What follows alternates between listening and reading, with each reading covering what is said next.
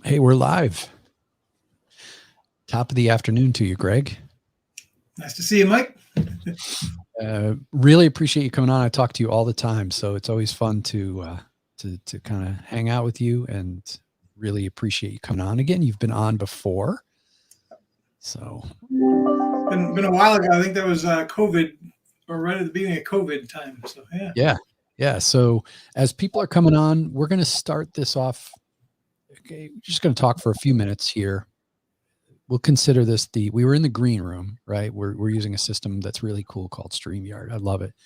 And we get to be in a green room like beforehand and talking, but now this is the pre-show green room because we're going to record this as a podcast. So in a moment, I'm going to kind of do a little podcast intro.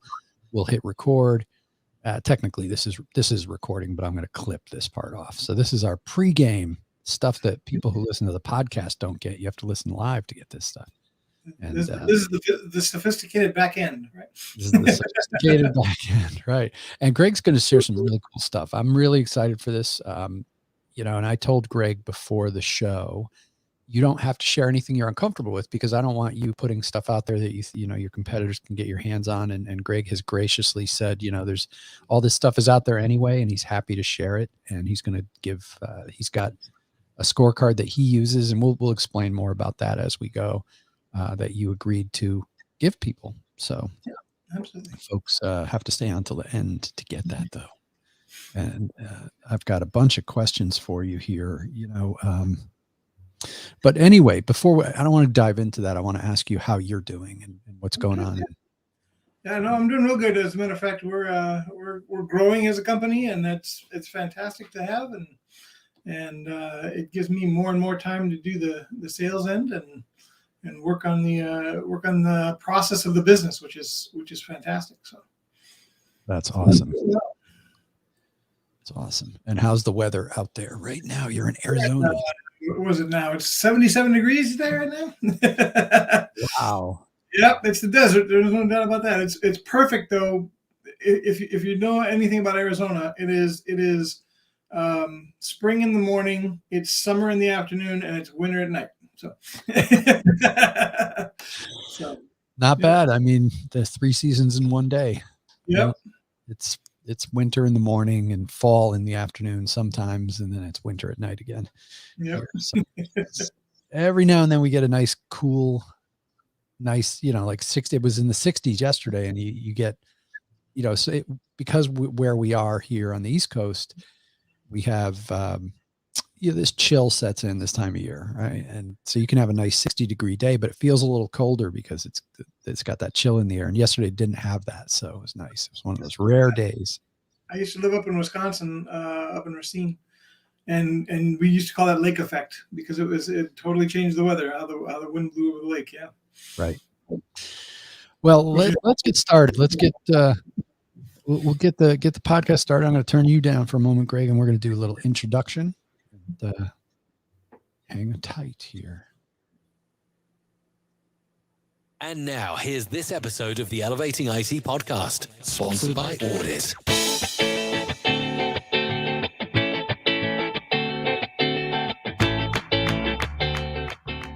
All right, welcome everybody to the Elevating IT podcast.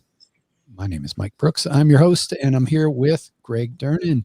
Greg, do me a favor, and I want you to introduce yourself to everybody, because I'm going to, I know you pretty well, and sometimes when you know somebody well, you miss things, and I want to make sure I don't miss anything. So please introduce yourself to everybody.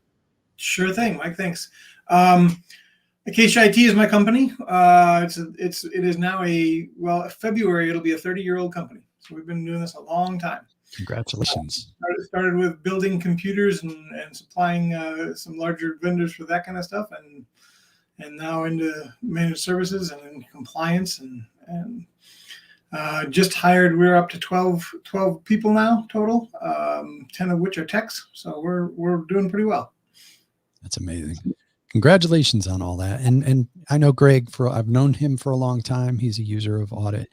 And I've gotten to know Greg as we've done kind of we've created a peer group with other Audit users. And I speak to Greg every couple of weeks. And recently he's been sharing a lot of things in here that he's been doing in his business to market and sell And I thought this is just some cool stuff. And I asked him to come on and talk about it.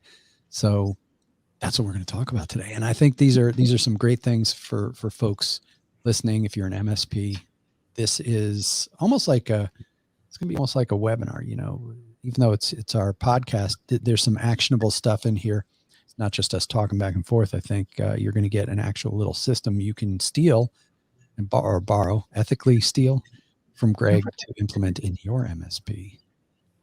So with that said, Greg, before we start, do you fill in any blanks, anything that you want to say before I kind of dig into my questions? Sure. Let me jump in real quick with what we generally have been focusing on as IT across the board, and I think this is everybody. We have been over the last couple of years trying to sell security, and as you're trying to sell security, people are like, "Yeah, I don't need that. We got that. Well, I don't want to pay any more money." You get those kind of responses, and the way that things are looking now, with the way that the insurance industry is pushing things, the way that CMMC, even though they have changed it to CMMC 2.0, but they're really starting to push more and more towards a stick approach where we have been doing the carrot. So it's been a lot of, hey, we really want you to do the security stuff, and that's the carrot part. And now it's getting to the stick part where all of these other industries are saying you have to have this now. So that's kind of where we're at and what we're looking at. And just so I'm going to ask you the question as myself here. I'm not an MSP. I'm a sales marketing person. So MSPs may be like, that's a dumb question, but I'm going to ask anyway because I want to know. Sorry, my phone's ringing as I'm talking here. That never happens. I never get phone calls on this cell phone. So that's a first. The insurance companies are pushing, your insurance companies are pushing you and kind of like, what does that mean from a liability standpoint? I mean, what's happening? What is the stick? What's the repercussions here?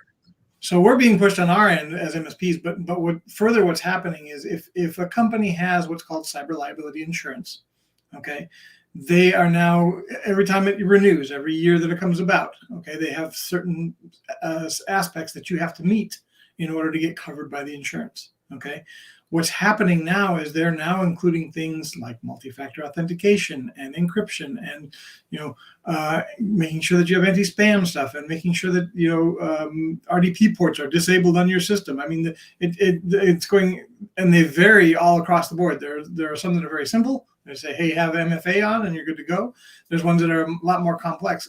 Travelers is monstrous. If you're a Travelers client, that one is probably got more stuff in it than most of MSP's security stacks. Because I mean, it's that big, it's that large. So, wow. Okay. I can get my wife in here. She works at Travelers. If yell at her. Talk about cyber liability and what they have. It's literally like a 4-page document on their website for compliance. Wow. And so obviously if does that affect how the cyber liability insurance is paid out and what kind of benefits you get? And what happens if you're hacked and you have cyber liability insurance, right? That's going to cover you, but maybe not. Mm-hmm. Is that the case where you have these, if you didn't do this, we're not going to pay the bill. Like I know that's homeowners insurance, right? Like if you didn't read the fine print, right? Exactly right. If you say you have multi-factor authentication installed in all your systems, and to further that, they don't tell you what systems have to have that. They just say you have to have multi-factor authentication. So it's really kind of what does that mean? What it has to have, multi-factor, what doesn't? And that's where you really need to have IT come in and say, hey, this is data that we need to protect. That's going to be, something that would affect us with cyber liability insurance. That needs to be MFA encrypted or MFA, accessed. If you don't have those things on there, in other words, you check the boxes and say, oh yeah, we got that. As a matter of fact, I ran into an insurance guy the other day that said, oh yeah, well, they should know what they have. And so if they say, yeah, they have that, we just check it off. But if they check that off and then they get the cyber liability insurance and it turns out they don't have those things in place or they don't have them installed properly or whatever the case may be, they aren't going to pay out. They're basically going to find the loophole of their insurance companies. That's what they're looking for, is a loophole to not have to pay you. Okay, I hate to say that about insurance companies, but that's the way they are. I mean, obviously they don't want to pay everybody out for everything that happens. So if you're missing those things in your steps and you're not complying with it, and you say you are, you're not going to get paid. It's that simple. Yeah, and Eric made a comment here: willful negligence. Exactly. Yep. So let's talk about the advertising approach that you took here. How are you using this now in your advertising? So we actually started doing some local Chamber of Commerce and other events. We're doing some speaking on really what this all means for companies, not just in the cyber liability side of things, but in general across the board in compliance. The big one I haven't really seen a whole bunch of movement on yet is HIPAA, and I expect that that's going to come along here pretty soon. They're going to start enforcing. They're going to start doing further than what they are now. I mean, right now they kind of look at it as if they see something that is negligent, they're going to come in and take a look, right? But for the most part, HIPAA, you go through your risk assessment and you're done, and there's nothing, they don't ever check up on you, okay? Whereas now that they're starting to, the cyber liability is starting to actually make sure that you have these things. CMMC is starting to push in and have that background done and make sure that you're complying. So as we're going forward, all what we were doing is these speeches to these organizations, chambers of commerce, other business groups, to kind of walk them through what these things mean. What does it mean when they say, hey, for cyber liability insurance, you need to have a business continuity plan. You need to have, a CISO, which is, Chief Information Security Officer. You have to have, internet security appliance, an actual router that actually blocks stuff. So that's the kind of things they're looking at, and that's what we're taking these speeches to and explaining to the general public what this actually means. And then beyond that, we actually have built a security stack where we can actually sell just a stack for you and say, hey, here's the things that you're going to need to be compliant. Cost X number of dollars. It's yours. We're not including any of our remote support, any of our, monitoring, anything like that, other than the pieces that we're putting in. Obviously, if we're putting in an endpoint protection antivirus kind of software, we're going to monitor. Okay. But we built that package for those people that want to just do that. But what we found is that's actually a way in the door with a lot of clients to say, hey, you need this. And then they start to say, well, yeah, but if we want support, we can do that too. Here's that. So we're kind of separating, as a lot of MSPs are doing now, we're separating the security pack from the actual managed services piece. So this is a great foot in the door type of thing. I mean, so you're booking a lot of talks, Chamber of Commerce, getting in front of folks, and really, are you selling this service to them there, or are you kind of booking appointments and doing discovery? Yep. Yeah, what we actually, that's interesting, is we use audit for it.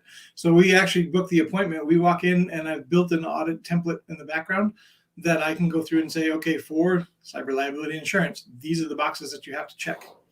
Okay. These are the most common, I think there's like 9 or 10 of them that are the most common things that you have to go through and make sure that you have. Okay. And with that, then we come back and say, these are the things you don't have. We can show them the big red audit report and say, hey, these are the things you don't have.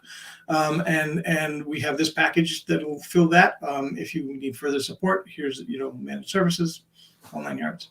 So I love the approach. Anytime you can insert education and get in front of an audience, get in front of a chamber. I mean, you're touching so many people, and you're coming at it from an educational standpoint. I think that's just a huge win. What kind of results have you gotten from this? So I'll tell you, the first speech I did was a Chamber of Commerce. There was 20 people there. I actually booked 3 appointments and signed 2 contracts, full managed services out of it. Really? Signed 2 contracts later. So, 2, after the meetings and so forth and going through all their stuff. Yeah. Gotcha. But that was the first one. We've actually done it right now as it sits. I think I've had 12 different appointments scheduled. Some of them are still in the future. But we've actually, those 2 we signed. We actually signed 3 more that just took the security stack. So they took that piece of it. And again, we'll work on them as we go through and say, hey, how are you doing with your support? And this also, by the way, works really well with co-managed, because when you have an IT person on site and it's a single IT person, perhaps, that doesn't know all of the security pieces that they're going to need, hey, we can slap this on top of there and show you, hey, this is the stack that they need. They're done. They're finished. They've got all that piece. You can continue doing your support piece. And you don't have to worry about the security. Brilliant. And I know you said you're working on more stuff. You're working on a webinar series. Where are you with that? We actually are putting together a webinar that we're going to post up on it will be like the evergreen style, so that it reoccurs on our website. That should be up in the next 2 weeks. So we're in the middle of producing that one and getting it done. But that one will be focused solely on the cyber liability insurance. Then we'll probably go into doing one on CMMC and then also one on HIPAA. So. And I thought this was clever. You're working with an insurance agency on this. Yeah, we've actually 3 different ones. I've met with 3 different insurance agents who are like, yeah, well, we understand all this stuff is happening, but when we sit down with them and we're going through that checklist, we have no idea if they have MFA. So what I said is, hey, let us either come with you or refer us, and we'll go through and do that. It's a free of charge. Come in and say, hey, this is what MFA means. This is how it works. This is where it needs to be placed in your system because of the stuff that you have in your actual network. Okay. So those are the things that you need to protect with MFA. And if you want us to implement, we can. If we don't, that's what you need. That's what you need to have to check that box on that list. I'm never a pressure sales guy. I don't like the pressure sales. I'm going to show you what you need. And if you want to take it from us, fantastic. If you think you can do it on your own, by all means, go for it. And I want to unpack that a little bit. That's such a great approach. So you're now talking to a lot of insurance agents. And that's probably part of the marketing strategy here is, you connect with those insurance agents. They can put you in front of all their clients. Right. Yep. And we're actually looking at doing some live events probably beginning of the year and doing, a 10 or 15 people type of thing with their clients for the insurance agents to bring them in and talk about all that. And go through the whole process and what they need to have to meet their cyber liability insurance policies. So. Yeah, and I don't know where you are in that process of doing that, but I can tell you that over the years that I've been doing marketing and for myself, I've had audit is I'm a partner in audit. This is my 3rd business. I had a business before this. I had another business before that, and I've always done things where I can put myself in front of people that are going to get me in front of more people. It's a multiplier effect. It's a great strategy. If you're looking for insurance agents, those are not hard to find, right? Like you go out to your local chamber, you go to networking events, usually, quite frankly, at a Chamber of Commerce event, I don't know what it's like in Arizona, but here in Connecticut, I can't walk, as I'm walking to the buffet table at an out for business type thing or an after hours thing, I'll bump into 8 insurance agents. Yep. What I found interesting with that, and that's true, but what I found interesting with that is not all of them sell cyber liability. They're all different areas of sales. So they, some may just do homeowners, for instance. They don't get into the whole business side of things, and so there are a few that don't fit that mix, but again, there are a lot of insurance agents out there. Yeah. So are you doing? A lot of them are very prone to say, hey, when you start talking to them about what this all is and what that means, and do they know what that client has to have when they check that box, they're like, no, I have no idea. So it's a really good in for them to start talking that talk. So interesting. And you're probably doing some education for them because, quite frankly, you could do a webinar for the insurance agents just to educate, because they don't even, obviously, some of them don't even know about this stuff. Right. Do the ones who do it really know deeply about it, or do you have to still educate people who even sell cyber liability? I have yet to run into any of them that really understand all of the technical side. And usually what I do is I'll take them out for coffee and we'll sit down and go through their policy. Okay, bring your policy for cyber liability. Let's see what boxes they have to check. And I can go through that and say and explain to them what that stuff is and what that means and what that client's going to have to do. Because then once they understand that it's not just hey, we turned on MFA on Microsoft 365 and therefore we're good. That's not the case. When they start realizing that how deep it is, they're much more apt to bring us in and say, hey, let's meet with these clients and go through this, because these are the clients that we're doing cyber liability with. We're renewing, generally speaking, because they are adding these pieces on now as they're renewing. So it's not normally the newer ones that are coming in for cyber liability. It's generally the ones that are renewing that we're seeing. Interesting. And I know here in my notes, you were talking about you recently became an RPO. Ah, yes. So, and that is an interesting whole conundrum now with CMMC 2.0. So basically, what they have taken with the whole process, CMMC is basically what they're moving DFARS into, which is all the government compliance. If you're going to deal with government entities, if you're going to sell to the government, they're pushing from a DFARS base to a CMMC. Okay. In order to do that, initially they had 5 different levels of CMMC compliance. Okay. And the top 4 of them needed to have an actual review by an actual auditing agency to come in and do. Now what the RPO did is the RPO is the technical side, or our side, the MSP side, that goes through with the client, gets them prepped for that audit, gets all of their security stuff up to date, up to where it needs to be, gets all of that stuff implemented, does a practice, run through audit with them, and then they bring the auditor in to do the actual audit. Okay. What they've done now is they've gotten rid of the 5, they've gone down to 3, and they said 1 and 2.5 don't need to be, they're all self-assessed still. DFARS is a self-assessed kind of thing, so it's all self-assessed.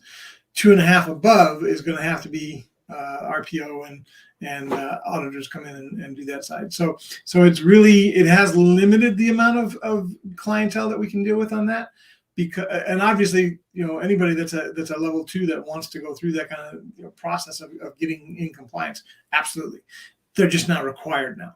So it's kind of backtracked us from, I think they said the other day, it went from 300,000 businesses that needed to be CMMC compliant down to 80,000. So it's a big chunk down. But we are an RPO. We are one of the only registered RPOs in Southern Arizona. I don't think there's anybody else in Southern Arizona. As a matter of fact, there may not be any others in Arizona. So it is definitely an area that we can dominate on, the compliance piece in there, and looking to do that. So. And how does, I didn't know what that was, and I'm sure, do your clients know that was, or do you have an educational, do you have to kind of educate people on what that is? This stuff is so confusing to businesses. Yeah. Right? There's always right. new stuff. So what we found is we have several clients that deal with Raytheon, because Raytheon is big here in Tucson. And they all came to us saying, hey, we need to be CMMC compliant. Can we do this tomorrow? No, you can't, because it's a process. It's going to take some time. They haven't even finalized CMMC yet to say go. So there's lots of steps in between. Most of those ones now are going to be self-assessed, because they've now been bumped down to the level 2 area where they don't need to have actual assessment. Several of them have still said, hey, we'd like to go through and make sure that we are doing all the right things, though. Let's go there, because we have to do a self-assessment anyway. We might as well make sure we're there. So we're looking at that end of it. But the ones that are really going to have to do the full out thing are Raytheons, the larger entities that are dealing directly with the government. So. Got it. And I have your document up here. So you have a 1-page PDF going back to the presentation, and I'm going to assume that you use this. Maybe what we'll do is share the screen here, and you can walk us through this document. I think this will be beneficial, and we can. This is the cyber liability insurance. This is one of the things that we actually bring to any meeting that we're going to be talking about cyber liability insurance. And these are the check boxes here are the ones that are basically the ones that are required by most of the cyber liability insurance companies. So, you have to have a CISO, you have to have somebody identified as the person that is responsible for your information security. Okay, it doesn't have to be a registered, high-end technical person. It can simply be somebody within the company that is responsible for making sure that you're meeting all the standards. MFA, you have to have multi-factor authentication. And that's going to be, again, it's not just turning MFA on everything. It's turning MFA onto the things where it's going to be something that if you had some kind of a breach of some sort, there's a multi-factor way to get to that data. Okay, so it can be your CRM, it can be your actual EMR for electronic medical records if you're doing that kind of stuff. It can be, so that's what they're looking for. They're looking for the data that you have in your entity or your company is protected by MFA. Business continuity plan. Again, this is what happens if. Tomorrow your building is gone. Something happened. There's an earthquake. There's a fire. You can't get to it. How do you continue business? How are you actually doing that? And obviously, insurance agents want to know that too, because when you're no longer able to do business the way you've normally done it, how are you going to continue? What does that look like? Who's going to be in charge of doing what? How are you going to rebuild? How does it continue? Data backup. Obviously, they're always interested in data backup. Some of them get very in depth as to, are you actually doing data recoveries to test it? Are you doing, offsite and onsite? Are you encrypting? Some of them have very, like the Travelers, for instance, goes very in deep on that. Some of them just want to make sure that you got data backup. Okay. Security awareness training. Again, this is the biggest thing that we've been pushing for a long time. Because the biggest hole in anybody's security as far as IT is the end user. And security awareness training is where most everybody needs to have something done. I mean, they just want to know that you're doing some kind of a training for your people to say, yes, these are the things that are happening now. And how do we prevent or protect against that? Okay. Your internet security appliance. This is your firewall. Have you got one? Are you just, and you'd be surprised at how many small companies we walk into and they're running off the modem from Cox or Comcast direct. Okay, there's nothing in between them and obviously they have a little firewall thing built in there, but it's not anything business class security wise and lately we've been seeing Cox do more advanced ones where they're doing a larger device that they're actually doing, but it's still, I would recommend to any entity, if you're doing business on a system, that you've got your own firewall. It's where you can configure, you've got somebody that knows what they're doing, configures that device properly for your business. RDP disabled. This is an interesting one because a while back there was a lot of companies back in the day. We used to just open up an RDP port so that people could remote in, access, get to the system, get to whatever they needed to go to, log into another computer, whatever the case may be. Okay, that has in the last few years become a very big security hole because people can find that port. They do port scans on your IP address. They find that port. They can get in there. They can do all kinds of really bad stuff, most of which is usually ransomware, where they just encrypt the systems and lock you down and want you to pay money. Okay, so they're looking to make sure that RDP port is disabled on that internet security device. Okay, password policies. This is, hey, are they, do you have some kind of a policy for changing passwords? How often? Is it every 60, every 90 days? Are you doing it at all? Do you have a complexity in your passwords? So they're looking for that. They want to make sure that you have an anti-spam on your email, which is pretty basic these days. Almost everybody does. And then content filtering is the other one that we're seeing a lot of in these policies. And that is where you're blocking out sites, especially malicious or nefarious sites they want to see blocked. But it also gives companies control of blocking, pornography and other areas as well, too, if they want to go that far. But so they're looking at making sure you're blocking the bad stuff as well. So those are probably the most prevalent ones that we're seeing. So we put together this checklist, and obviously, I think Mike's going to put it someplace where everybody can get access to it. Please use it, take it. Obviously, you probably want to take my company name off the bottom, but it's a really good intro to talking to people about what's going on. What do they need to be aware of? And now, just from a process standpoint, sales process standpoint, you're at a talk, right? You're doing a Chamber of Commerce talk. Do you hand this to them, or is this your check? Like they're checking this stuff off themselves? This is the one that I hand out to them and say, this is the most prevalent stuff. And I talk through them, just like we just did, about what that actually means to their company. Okay. What they need to be doing in their companies. And from that, generally speaking, they'll go, well, we have no idea. We're not doing security awareness training. I know that. We don't have a business continuity plan. I know we're doing backups, but MFA is on Office 365, but nothing else. And we've got 3 different people putting in software on the system, so we don't really have a CISO. So that's what we generally run into, and we say, okay, let's just sit down, let's go through it for you, let's make a plan for you. Let's see what you need to do.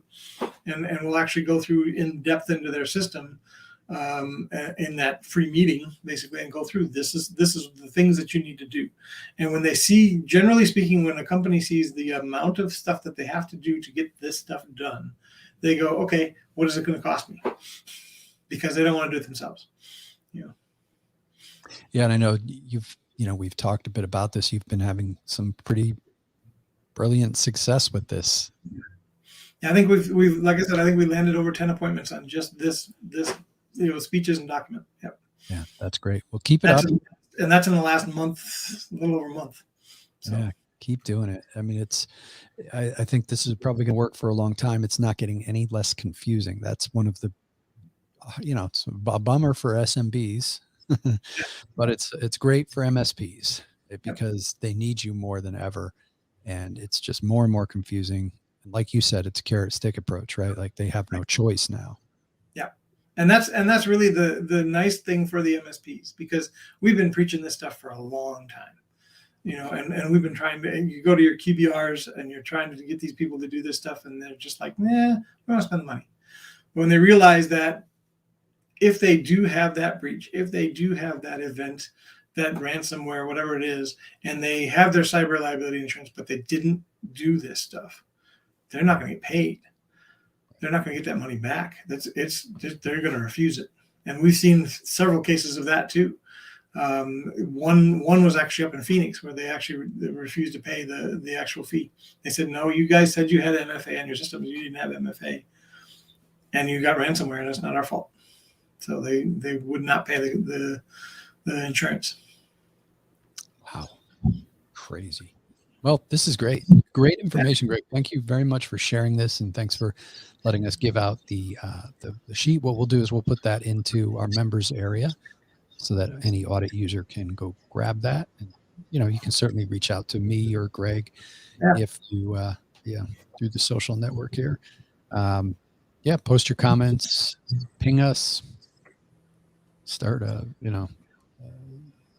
write skywriting type thing, whatever.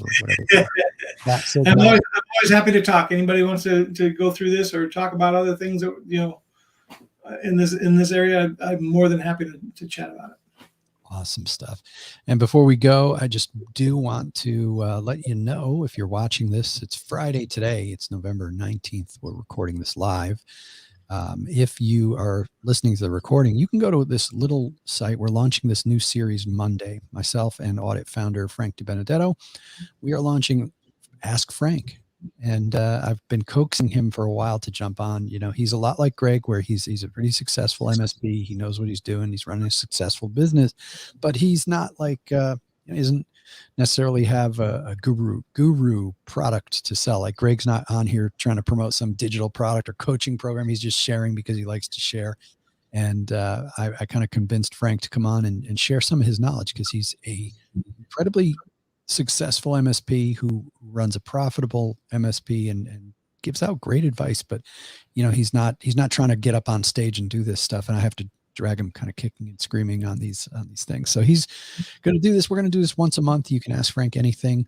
If you're an audit user, ask him anything to do with audit and anything that sales, marketing related. He's really, really good at that stuff. He runs a super efficient MSP. He's able to created audit, able to run two businesses at once and do it pretty well. So definitely tune in. And let's see, we do have a comment here. MDR not in cyber insurance, Rex. I don't understand what that question is, but you probably do, Greg. MDR. So it depends on which insurance you're talking about. So it can be in there, but most of them don't put it in. Fair enough. Yeah, good question. Thanks for the question, Juan. Cool. Well, this has been great. It's always great talking to you, Greg. And we'll have a great Thanksgiving. You too. Absolutely. Yep. All right. Well, everybody, thanks for tuning in to the podcast. It's been a pleasure. And until next time, keep on elevating IT.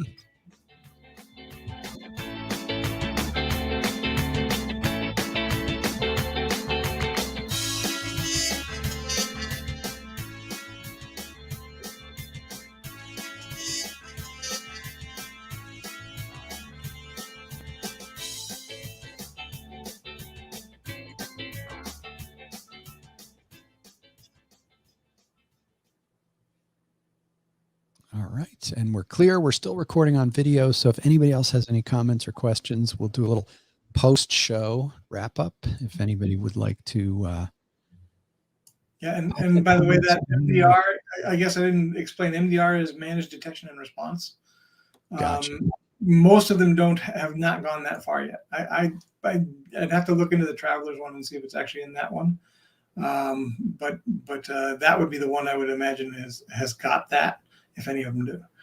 I've seen ones that have as little as MFA and backup, So it really depends on the policy. But again, I think even their policies are going to be changing rapidly as they see everybody else is doing much more on that end. So yeah, moving target. Crazy. Cool. What fun are we having for Thanksgiving, Greg? When should I be over? So we come on down. We got 42 people coming. Whoa. Yeah, we've got a 10-acre ranch down here and the horses and all, and we have the whole family down. We have my cousin is married to a guy from New York, and so the Italian contingency is going to be here. So there's about 15 of them. So. Wow. Well, I was going to add, when we do the Ask Frank thing on Monday, he's in New Jersey, and part of it is if you don't have any IT questions, sales questions, you can always ask him about New Jersey mob movies. There you go. Yeah. He's an Italian, he's an Italian American. So he loves those mob movies. He's always quoting. I don't know if he's listening and watching. He's probably cursing me out. He's always quoting like Goodfellas or one of those movies. It's pretty funny. Fantastic. Well, enjoy it. And thanks for watching, everybody. We'll see you in the next one. Thanks, Mike.